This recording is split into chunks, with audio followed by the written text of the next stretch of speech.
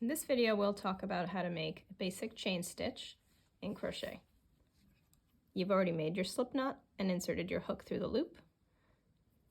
Want to keep your tail to the right and out of the way, and tension your working yarn in your left hand. Use your pointer finger and your thumb to hold your work, which at this point is just this little knot.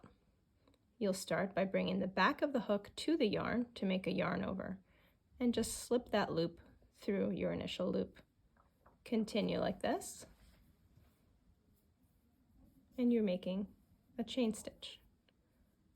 Chain stitch will be used for the foundation chain of any work that you're doing back and forth, or a small amount of stitches to create a circle to work in the round.